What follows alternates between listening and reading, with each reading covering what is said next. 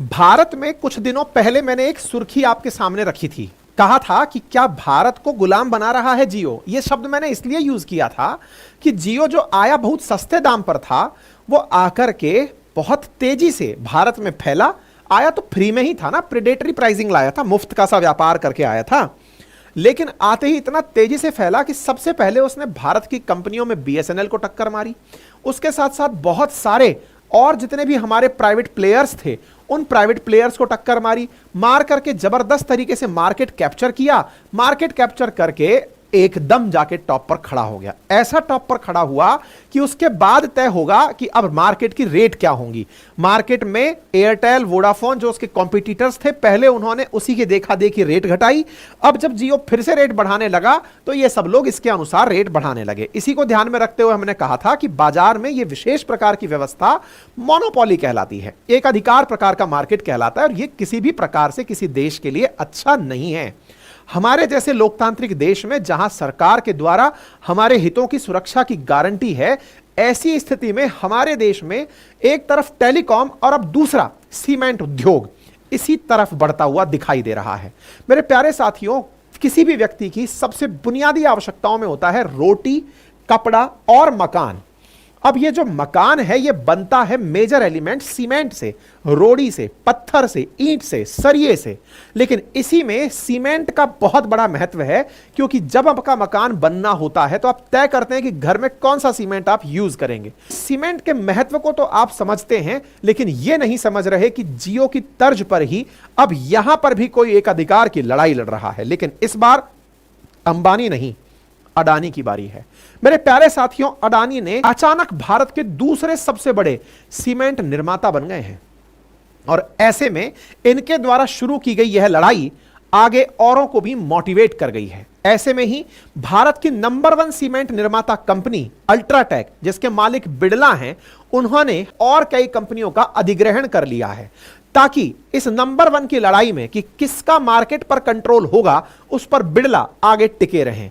लेकिन यह लड़ाई शुरू अगर हुई है तो इसका अर्थ यह है कि अल्टीमेटली इसका उद्देश्य, जो हाल ही में हमने जियो में देखा कि पहले कॉम्पिटिटिव प्राइसिंग में उतर करके जनता के सामने छा जाओ, और जब किसी के पास कोई विकल्प ना बचे तो अपने हिसाब से बाजार भाव तय करो। उदाहरण के लिए आप आजकल भारत में उपलब्ध ऑप्शंस को देखिए। जब आप मोबाइल खरीदने जाते हैं तो 2-4 ऑप्शंस ही आपको मार्केट में दिखाई ढंग के देते हैं। आप ऑपरेटर्स देखते हैं तो 2-4 दिखाई देते हैं। आप कैब सर्विसेज देखते हैं तो 2-4 ऑप्शंस ही आपको ऑप्शन में दिखाई देते हैं। इसी प्रकार से आप ऑनलाइन सर्विसेज में, जो आपके लिए चाहे अमेजन, फ्लिपकार्ट हो, उबर हो या फिर ये हो, ये 2-4 लोग ही हैं जो प्राइस जैसे ही बढ़ाते हैं दूसरे लोग भी बढ़ा देते हैं। यानी मार्केट में एक अधिकार की लड़ाई के लिए जो कंपनीज आती हैं, दूसरों को पहले बर्बाद करती हैं, खुद टिककर नंबर 1 रह जाती हैं, और फिर मार्केट को अपने हिसाब से चलाती हैं। या तो वो मार्केट मोनोपोलिस्टिक होता है या फिर ऑलिगोपोलिस्टिक होता है, अर्थात यहां पर एक से कुछ ज्यादा लोग मिलकर के व्यापार पर नियंत्रण रख रहे होते हैं। अडानी की इस मंशा को आज हम आपके सामने रखेंगे और सरकार से दरखास्त करेंगे कि इसका समाधान आपके पास है, और वो समाधान क्या है वो आज मैं आपके साथ भी साझा करूंगा। तो चलिए मैं आपको डिटेल में सारी बात बताता हूं और आपकी असली आवश्यकता पर आपका ध्यान आकर्षित करता हूं। मेरे प्यारे साथियों, जब भारत के अंदर टॉप 10 सीमेंट निर्माताओं का नाम देखते हैं तो उसमें नाम सबसे नंबर 1 पर अल्ट्राटेक का आता है। अल्ट्राटेक है, फिर इसके बाद में अंबुजा है, श्री सीमेंट, बांगर, जेके, गिनती के कुछ 10 नाम हैं जो कि भारत के अंदर सीमेंट मार्केट को कंट्रोल करते हैं। जहां एक और भारत का टेलीकॉम मार्केट लगभग $50 बिलियन का है, वहीं वर्तमान में भारत का जो सीमेंट मार्केट है वो लगभग $30 बिलियन का है। संभावना व्यक्त की जाती है जिस तरह से ये ग्रो करते जा रहे हैं on compound annual growth rate CAGR पर, ये आने वाले समय में वर्ष 2030 तक लगभग $50 बिलियन की कीमत तक पहुंच जाएंगे। ऐसी स्थिति में भारत के सीमेंट उद्योग में जो संभावनाएं हैं वो आज के इक्विवेलेंट टेलीकॉम सेक्टर के बराबर ही हैं। और इसी तरह जहां टेलीकॉम में अंबानी अपना राज लगाकर बैठे हैं, वहीं पर सीमेंट में अडानी अपनी राह तलाश रहे हैं। साथियों, यह खबर 2021 की है, जब अडानी ने पहली पहली बार सीमेंट बिजनेस में एंट्री की थी। आपके सामने यह न्यूज कटिंग है जिसे आप देख रहे हैं। सीमेंट उद्योग में पहली एंट्री मध्य 2021 में इन्होंने की थी और उसके बाद से इन्होंने अपनी शॉपिंग में पहले अंबुजा और फिर एसीसी, इन दोनों सीमेंट्स को खरीदकर भारत के अंदर सेकंड लार्जेस्ट सीमेंट प्रोड्यूसर बन गए। यानी कि देश में जिस अडानी को नहीं पता था कि कितना क्या करना है, जिसको सीमेंट के बारे में एबीसीडी नहीं पता थी, वो अचानक शॉपिंग पे निकलते हैं, देश की दो बड़ी कंपनियों को खरीदते हैं, सेकंड लार्जेस्ट सीमेंट निर्माता भारत के बन जाते हैं। अंबुजा सीमेंट और एसीसी के पास 70 मिलियन टन पर एनम की कैपेसिटी है, यानी कि ये इतने हद तक भारत के अंदर सीमेंट उत्पादित करते हैं। भारत दुनिया में चाइना के बाद दूसरा सबसे बड़ा सीमेंट निर्माता है। वो ना केवल सीमेंट बनाता है बल्कि वो एक्सपोर्ट भी करता है अपने पड़ोसी मुल्कों में। जैसे भारत के नजदीक जो गल्फ कंट्रीज हैं, जो लगातार इंफ्रास्ट्रक्चर में ग्रो कर रहे हैं, उनके लिए भी सीमेंट एक्सपोर्ट करने में भारत महती भूमिका निभाता है। ऐसी स्थिति में अडानी, जो कि भारत में अपना जबरदस्त कोस्टल इंफ्रास्ट्रक्चर रखते हैं, यानी कि अडानी अपने पोर्ट्स रखते हैं, अब अगर वो सीमेंट भी बनाने में कामयाब हो जाते हैं तो वो अपने इन पोर्ट से अपना ही माल भी बेचने लगेंगे। बिल्कुल वैसे ही जैसे अमेजन पहले तो इंटरमीडियरी बनकर आए थे, लेकिन बाद में अपने ही प्रोडक्ट अमेजन किंडल जैसे प्रोडक्ट बनाकर बेचने लगे। अडानी पहले तक फैसिलिटेटर थे, अब अपना ही माल बना करके बेचने भी लगेंगे और उसमें ये सीधे ही दूसरे पायदान पर पहुंचते हैं। इनके आते ही मार्केट में हलचल मच गई। इन्होंने पैसे से जो शॉपिंग की, उसके चलते ही मार्केट के अंदर, कंपनीज के अंदर एक प्रकार की हलचल मच गई कि यार, इन्होंने अचानक दो बड़ी कंपनियां खरीद डाली हैं लगभग $10 बिलियन के आसपास। ऐसी स्थिति में इन्हें औरों को डर सताने लगा कि अगर ये बड़ी कंपनियों को खुद से उठा ले गए तो ये मार्केट को अपने हिसाब से ऊपर नीचे करना शुरू कर देंगे। इसी को ध्यान में रखते हुए जो इतने साल से सीमेंट उद्योग में टिके हुए बिड़ला साहब थे, कुमार मंगलम बिड़ला, जो कि अपना एसीसी अल्ट्राटेक सीमेंट चला रहे थे, उन्हें यह सताने लगा कि यदि ये नंबर 1 बन गए तो इनके पिछलग्गू हम हो जाएंगे। वही हाल होगा जो जियो ने किया है वोडाफोन के साथ, क्योंकि वोडाफोन भी बिड़ला ग्रुप का ही है। ऐसी स्थिति में जियो ने जिस प्रकार से पहले अपने आप का मार्केट पकड़ा और मार्केट पकड़ करके वोडाफोन को बर्बाद कर दिया, ऐसी स्थिति में इन्होंने अल्ट्राटेक सीमेंट के लिए अपने लिए नए रास्ते संभालने शुरू किए। बोले यार कुछ भी करो, अडानी जिस तरह से लगातार, देखिए पहले फिर पेना सीमेंट खरीदी, सांघी इंडस्ट्रीज खरीदी, माई होम्स इंडस्ट्रीज खरीदी, बोले ये धीरे धीरे अपना मार्केट कैप बढ़ाते जा रहे हैं। पता चलता है कि जून 2024 तक Adani 77 million tonne per annum cement produce करने लग गए। जो व्यक्ति 3 साल पहले 0 मिलियन टन पैदा कर रहा था, वो अचानक 77 मिलियन टन अगर सीमेंट पैदा कर रहा है तो इससे टेंशन पैदा होने लगी। किन्हें? अल्ट्राटेक सीमेंट वालों को। अल्ट्राटेक सीमेंट किसका है? आदित्य बिड़ला ग्रुप का है, कुमार मंगलम ग्रुप का है। ऐसी स्थिति में आदित्य बिड़ला ग्रुप की तरफ से अपने अल्ट्राटेक सीमेंट की साख बरकरार रखने के लिए, मैं आपको बता दूं कि भारत में इंजीनियर्स चॉइस कहा जाता है अल्ट्राटेक सीमेंट को, कि साहब अगर लेंटर डलेगा तो अल्ट्राटेक सीमेंट से डलेगा।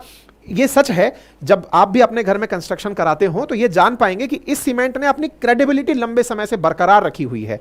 लोग ये मानते हैं कि अगर सीमेंट कोई बढ़िया है तो ये है, इसकी कीमत भी तुलनात्मक रूप से ज्यादा होती है और ये ज्यादा कीमत पर भी अपनी ब्रांडिंग को बरकरार रखे हुए हैं। यही कारण है कि मार्केट में इनका जो शेयर का जो भाव है वो भी ऑल टाइम हाई रहता है और ऐसी स्थिति में इनकी जो मार्केट कैप है वो भी जबरदस्त है। मतलब इनका कोई सानी नहीं है, इन्होंने जबरदस्त मार्केट अपना बनाया हुआ है। अल्ट्राटेक सीमेंट देश में लंबे समय से चल रहा है और ये यूएई, बहरेन, श्रीलंका, इन सभी जगह पर अपना सीमेंट बेचते भी हैं। अपने इस सीमेंट की प्रोडक्शन की अगर आप जानकारी लें तो जहां अडानी अभी 77 मिलियन टन सालाना सीमेंट प्रोड्यूस कर रहे हैं, वही अल्ट्राटेक 150 मिलियन टन प्रति वर्ष सीमेंट प्रोड्यूस करते हैं। इनके द्वारा लगभग डबल सीमेंट प्रोड्यूस किया जाता है। लेकिन दुनिया देश की टॉप 10 कंपनीज में से जब 2-3 कंपनी बिक गई हो, ऐसे में डर सताता है कि कहीं ऐसा ना हो कि बाकी बची कंपनियों को भी अडानी अपनी बास्केट में भर लें और बाद में कंपटीशन में वो इनसे आगे निकल जाएं। यानी जहां Bharat 600 million tonne per annum के आसपास सीमेंट प्रोड्यूस करता है, उसमें से आधा ऑलरेडी इन दो प्लेयर्स के द्वारा प्रोड्यूस किया जा रहा है, बाकी बचों को भी उठाकर अगर ये लोग अपने साथ ले गए तो फिर दिक्कत हो जाएगी। अल्ट्राटेक इस रेस में निकला और रेस में निकलकर अडानी को रोकने के लिए कहिए या मार्केट में नंबर 1 बने रहने के लिए, जो गलती जियो के साथ ये कर चुके थे वो अब नहीं करना चाहते थे, इसलिए इन्होंने अपने स्तर पर इंडिया सीमेंट को खरीदने का निर्णय लिया। कुछ समय पूर्व ही इन्होंने इंडिया सीमेंट की लगभग 22% हिस्सेदारी खरीदी थी और अब 32% हिस्सेदारी खरीदकर अब ये 55.49% के साथ अल्ट्राटेक सीमेंट इंडिया सीमेंट की मेजर स्टॉक होल्डर बन गई है।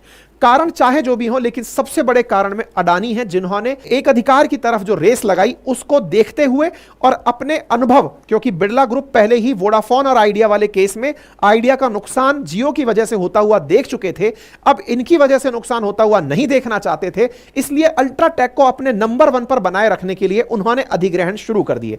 और ऐसी स्थिति में 1.45 करोड़ टन बनाने वाली जो इंडिया सीमेंट है उसे इन्होंने अपने साथ बना लिया, यानी कि 15.27 करोड़ टन सालाना पैदा करने वाली अल्ट्राटेक अब अपनी कैपेसिटी में 1.5 टन और बढ़ा चुकी है, 1.5 करोड़ टन और बढ़ा चुकी है और देश में अभी भी यह नंबर 1 पर बनी हुई है। इसका मतलब अल्ट्राटेक इंडिया का ट्रस्टेड ब्रांड के साथ साथ अपनी नंबर 1 पोजीशन को बरकरार रखने में मेहनत कर रहा है। और इस अल्ट्राटेक सीमेंट में मेजॉरिटी स्टेक जो होल्डर्स हैं वो ग्रासिम इंडस्ट्रीज है, जो कि आदित्य बिरला ग्रुप ही है, यानी कि एक प्रकार से अपना 60% स्टेक रखकर आदित्य बिरला ग्रुप चल रहा है।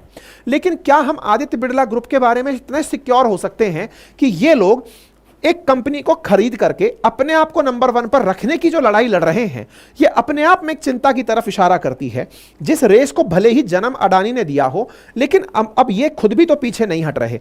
ये भी लगातार ये जो इंडिया सीमेंट है ये एन श्रीनिवास से खरीदी गई है। एन श्रीनिवास अगर आपको याद हो तो ये वो हैं जिनके पास चेन्नई सुपर किंग्स कंपनी है। ये वो व्यक्ति हैं जिन्होंने बीसीसीआई में चेयरमैन बीसीसीआई के प्रेसिडेंट रह चुके हैं, आईसीसी के चेयरमैन रह चुके हैं। पुराने जो क्रिकेट प्रेमी होंगे वो इनका चेहरा भी पहचानते होंगे। इन्होंने अपनी कंपनी में धोनी को भी डायरेक्टरशिप ऑफर की हुई है, साथ ही साथ में ये चेन्नई सुपर किंग्स के मालिक भी हैं, ठीक है ना। तो इन्हीं की कंपनी थी इंडिया सीमेंट, जिसको अल्ट्राटेक ने परचेज कर लिया है। तो अल्ट्राटेक का इंडिया सीमेंट तो हो गया, लेकिन यहां एक बड़ा सवाल छोड़ गया और वो ये है कि इस अधिग्रहण में अब बड़े प्लेयर में एक तो अल्ट्राटेक और बड़ा हो गया, अडानी नंबर 2 पर आ गया। कुछ दिनों के अंदर ये रेस और लगेगी, तो हो सकता है जैसे आज टेलीकॉम में 4 ही ब्रांड बचे हैं, एक सरकारी बीएसएनएल, बाकी 3 प्राइवेट, बाकी 2 प्राइवेट वही कर रहे हैं जो कि कर रहा है जियो। लेकिन हमारे पास सीमेंट में कौन सा ब्रांड है? सरकार के पास में सीमेंट में क्या ऑल्टरनेटिव है जिसको ला करके इन लोगों को रोका जा सकता है? कोई आंसर नहीं है। यानी कि एक नई लड़ाई जो एक अधिकार की है वो अब टेलीकॉम के स्थान पर हमें सीमेंट इंडस्ट्री में दिखाई दे रही है। और इस इंडस्ट्री में भले ही 2 चेहरे दिखाई दें, लेकिन इसके पीछे सरकार की नाकामयाबी भी चिल्ला चिल्ला कर बोल रही है कि आपने कोई अल्टरनेट क्यों नहीं दिया। अब आपके दिमाग में सवाल बनता है सरकार कर क्या सकती है? मैं बताता हूं क्या कर सकती है। देखिए साथियों, सरकार के पास एक बेहतरीन ऑप्शन है और वो क्या है? सरकार जो चाहे कर सकती है। कैसे कर सकती है? पहला तो सरकार अपने आप में एक बड़ा ब्रांड है। जब सरकार खुद अपनी तरफ से यूरिया के ब्रांड निकाल सकती है कि पेस्टिसाइड हम बनाएंगे, हम फर्टिलाइजर्स हम देंगे, तो सरकार आप एक तरह से सीमेंट भी खुद ही तैयार करिए। क्यों? क्योंकि इतना बड़ा आपके पास इंफ्रास्ट्रक्चर है। सीमेंट की जो बेसिक बुनियादी आवश्यकताएं हैं, चाहे लाइमस्टोन हो, श्ले हो, क्ले हो, सैंड हो, आयरन ओर हो, ये सब चीजें तो आप ही के पास है ना। सारी माइंस आप कंट्रोल करते हैं। माइंस मिनरल्स भले ही आप किसी को लीज पर देते हो, भारत की बड़ी बड़ी कंपनियां, चाहे लाइमस्टोन में सरकारी कंपनी हो, चाहे आयरन ओर में हो, चाहे सैंड में हो, आपके द्वारा नियंत्रित हैं। आपके द्वारा नियंत्रित हैं तो रॉ मटेरियल जो सबसे बुनियादी आवश्यकता है, जिसे ये प्राइवेट प्लेयर्स माइंस खरीद के पूरा कर रहे हैं, वो काम आप अकेले लेवल पर कर सकते हो। यानी भारत सरकार के पास कच्चा माल खुद का उपलब्ध है। रही बात इसके अलावा इसको बनाने के लिए कोयले की, इसको बनाने के लिए बिजली की, तो साहब उसके लिए भी आपकी अपनी कोल इंडिया लिमिटेड है। इसके साथ साथ बिजली के लिए आपकी अपनी एनटीपीसी है। और जो आज अडानी कह रहा है कि मेरे पास कोस्टल एरिया है जहां से उठा करके मैं माल को एक्सपोर्ट कर दूंगा, आपके पास तो खुद का जेएनपीटी पोर्ट है। अरे अडानी आपको सलाम करता है जनाब। अगर आप वाकई में चाहते हैं कि देश में जनता के साथ ठगी ना हो, एक अधिकार पर कोई कंपनी ना बैठे, आप अपना ब्रांड लेकर आइए। आप खुद से सरकारी कंपनी, आप कहें कि सरकार कंपनी नहीं चलाती, अजी साहब आप चला रहे हैं, आप कोल इंडिया चला रहे हैं, भारत की महारत्ना नवरत्ना सब आप ही चला रहे हैं, मिनी रत्ना आप ही चला रहे हैं।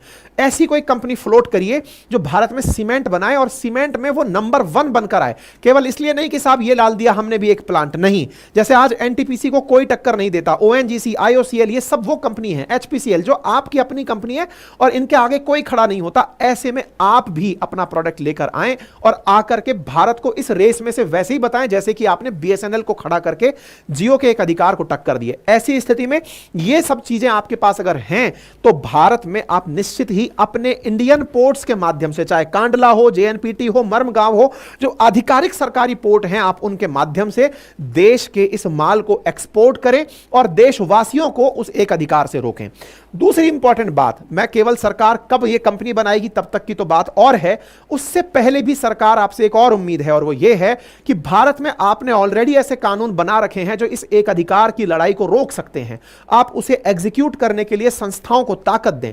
भारत में कंपटीशन कमीशन ऑफ इंडिया जो कि बनाया ही मोनोपोलिस्टिक गतिविधियों को रोकने के लिए गया था, एमआरटीपी एक्ट के तहत, जब वर्ष 1969 में monopolistic regulatory trade practices act जब आया था, जिसमें यह तय किया गया था कि किसी भी कंपनी को भारत में एक अधिकार नहीं करने दिया जाएगा, उसी को अमेंड करके 2002 बनाया था, उसी को अमेंड करके 2007 बनाया, जिसमें आज कंपटीशन कमीशन ऑफ इंडिया यह तय करता है कि देश में किसी भी प्रकार के उद्योग में किसी एक का एक अधिकार ना हो। तो सरकार निवेदन है कि आप अपने इन आधारों को भी मजबूती दें और इस कंपटीशन कमीशन ऑफ इंडिया को इस बात के ऊपर ध्यान लगाने के लिए दें कि कहीं बाजार में ये लोग एक अधिकार करके भारतीय जनता के साथ वही धोखा तो नहीं कर देंगे जो कभी ईस्ट इंडिया कंपनी ने किया था।